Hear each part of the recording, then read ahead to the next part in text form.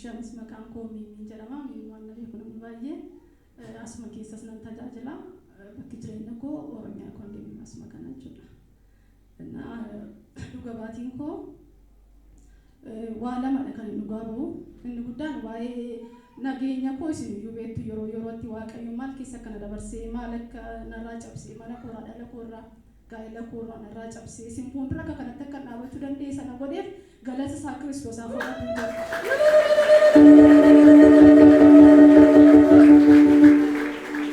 Sababni isaa yaalii yaalame baay'ee jabaadha baay'ee challenge kan ta'edha. Dhala koorrattis mana koorrattis bultoo koorrattis yeroo hundumaa sana keessa garuu Waaqayyo jabaan itti fashaleesse anaan fuuldura keessa na dhaabeera kun dhuga baatii guddaadha naaf waa'ee nageenya koof hin jedha.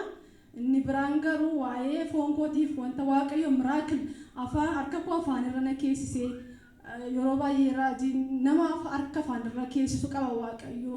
Nama qophaa sobsiisaa deemu gaddaan amma immoo gammachuudhaan qophaa sobsiisaa deemu qaba jedhanii dubbatu Waaqayyo sana naaf raawwate anaaf isin keessaati akkuma koo isiniif illee raawwatu jedha. Itti fufee dhuga baatiin koo kanaan dura isin fuulduratti akkuma kana ba'ee dhugaa biira 2015 karaa mana hojii iddoon hojjedhutti guddinni naaf to'ee ture. Yeroo sana xalayaanaa kennanii mindaa waggaa tokko booda nyaattaa kan jedhudha kan isaan naaf fintinaa jedhanii. Lekki 2015 fixaa akka waggaa tokkoffaa koo 2016 irratti ji'a torbaffaa keessa nan gaafadhe mirga naaf malu jedhee gaafan jedhu deddeebiidhaan yeroo gaafadhu lakki dhorkameera baqaa kun dhorkameera wanta ta'eef hin danda'amu kan jedhu deebinaa kennan. Dhumarratti utuman deddeebi'ee gaafadhu bakkichi sanaaf kan malu anaaf kan malu qarshiin mindaan qabameera. Utuma naa wajjin wallaansoo qabanii isaanii irratti deebisanii gashanii jechuudha kaazina mootummaatti. Uumaa miti Waaqayyo isa dubbateef amanamaa wanta ta'eef hin tura malee numa nyaadha kan jedhudha. Ulaagaadhaan amanee miti anatu nama sii ga'ees miti an nama siis hin turre mindaa yeroo jalqabee 600 seene mana mootummaa warra akka koo mindaadhaan sadarkaadhaan of tuffata yoo jiraatan Waaqayyo utaalsee steeppii nama utaalsee nama deemsisa. Kana yeroo sanatti akka kana ture an jalqabuma isaan mindaa sanarraa kee gaafa ogeessuma giddu galeessaa irratti hayyuu gaaffii ture baay'ee nama baay'ee Waaqayyo garuu kan kana caalu jedhe miraakilii hojjete waan biraatiin naaf raawwate. Sanaa booda gaafan 2016 xumuree amma gaabdii kuteera 2017 kanan naaf raawwatus jedhee yaadne garuu inni Waaqayyo jedhe guyyaa tokko immoo hin oolu kan jedhu keessa koo jira. Raajiittis dabalee isa Waaqayyo dubbate raajii qabanne jalaa qabame jedhee kadhachiifadhu kan jedhu keessa koo jira. Maaliif dubbateera Waaqayyo dubbateen gaabbuun isa jedhee amanamaadha inuma raawwata an kan raajii fuuldura ajandaa godhadhee geeffadhu deeman dhiisee keessa koo. Sanaa booda 2017 kana namni biraa namumti achi keessaatiin dhageetti qaban mirga isaanii akkuma kana gaafatachuu gaafa dhaqan hoggansi maal jedhaa nama sadi nama akkasii jedhee maqaadhee mucaashee akkasii akkuma Mardikiyoosii fi mooticha irriba malee buushee jechuudha. Anaan hoggansi sanaan jireenya koo na beeka dheeyyaan garuu mucaa akkasii adeemsa akkasii keessa jirtuuf haa ilaalamu dhimmi ishee jedhee ajaja dabarsanii gaafa dabarsan yeroo sana bilbilaan qabsanii maal jedhanii dhimma koo naa ilaalutti kee namni qaama sana ilaallatu jechuudha. Sana hundumaa keessatti ammarraatti pirooses ta'aa dhufee ammas riccicuu barbaanna ayi samiranaa kana gaa raajii mattan teekistii godha jedhee raajii tan teekistii barreesse. Teekistii barreessinaan sagalee naa baasanii raajii maal jedhe Waaqayyo moo'icha siif kennaa naan jedhan. Waaqayyo ameen jedheen fudhadheenis ameen jedheen yeroo sana teekistii deebisee fi fulbaana ayyaana buleeti. Ayyaana bulee mucaa waggaa 3 iddoo dhaabadhuuti naan na kuffisaan. Dudduumatti na kuffisaan akkamitti akkan kuffise Waaqayyo kun abee kun wadaa hojii maseexanaati malee. Gaafa na kuffisu marma koo kan ol qabadhee ka'uu hin dandeenye. Iddoo biraatti dhagaamni mormi koo lakkaa miidhameera naan.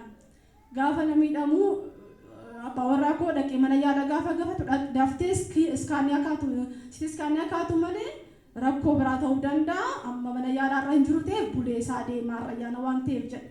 Sanaa booda Waaqayyo gaafa asitti eebba koos gara biraatti hin baasne abbaa warraa koof raajiin karaatti wal argu. Raajiin abbaa warraa koofuma saayidhaan qabanii tuqanii Gaafa isaanii tuqaniin akkas miimmi dhukkubee akkas hin deemaa jira jedheetti hima. Gaafatti immoo cheerchiitti fidii kottu jedhuun.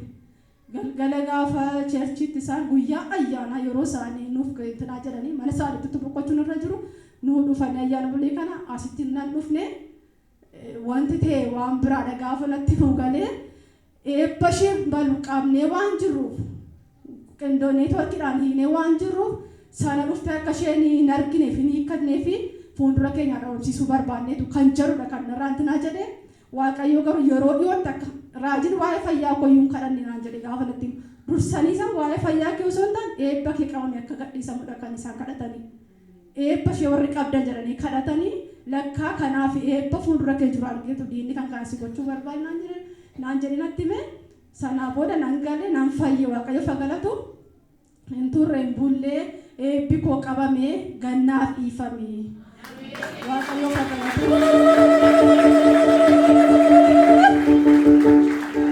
Saludiin ni gatii kaffala yeroo eebba keessan isiniif baasu. Kan isin dhibu anaan nama gajjallaa fuudhee steeppii olaanaa ogeessa olaanaa irratti. Sanaamoo adoolessa tokkorraa kaasee baabbee mantii hojiin akkanaaf kaffalamutti. Waaqayyo akka kanaatti dinqiinaaf hojjetee dachaan eebba keessan qabamanii isiniif haa kaffalu. Inni biraa immoo ani waggaa 5 ol yaa'umani hojii chaalenjiidha baay'ee rakkisaa ture. Yeroo tokko guyyaa tokko nan hojjedha hojii jedhee deemee hin beeku. Nan dhiisaa garuu maal ilaalee immoo dhiisa kan jedhudha.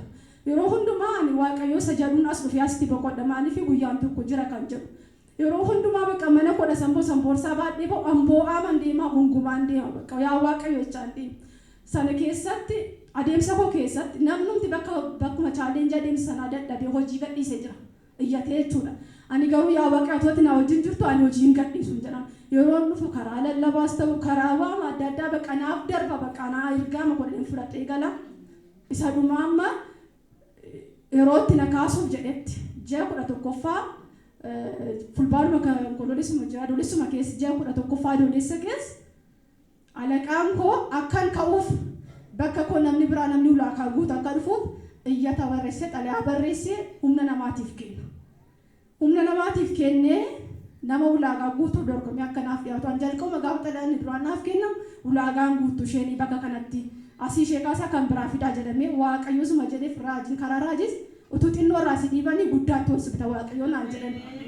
Amma achi booddee gaafa sagashee jedhu ofiisaatti guyyaa torba gudduutti kan isaa xalayaan dhufe akka inni achii ka'u.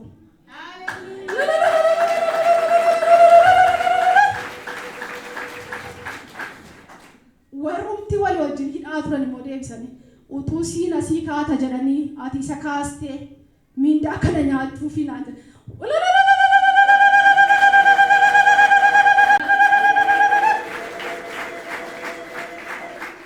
Dhugaadha Waaqayyo waan addaa gaafa namaa godhu gammachuufis dubbachuun nama harkaa bada waan ta'eefidha. Isana kaasuuf jedhe kaasee anaaf eebba koo walitti dabarsee isin fuuldura isan akkasitti na dhaabe isiniinis akkuma kana dhimma keessan isiniif hojjete saba kana dura sinaa dhaabuun jedha. Waaqayyo ammayyuu ulfina isaa kana hundumaa Kiristoosin hunda gararraatee haa fudhatu. Nama akka raajii baroota keessatti nuuf kaase mana isaanii dhala isaanii jireenya isaanii ayyaana isaanii dachaa Waaqayyo daddabale isaan haa eebbisu. Naa eebbisaa isinis Waaqayyo isinii haa eebbisu. Ayyaana isaa isiniif haa baay'isu. Hamma dhumaatti jabeessee sanaa. Waaqayyo isinis dachaa si haa eebbisu kanuma caala moo'ichaaf haleluuyaa.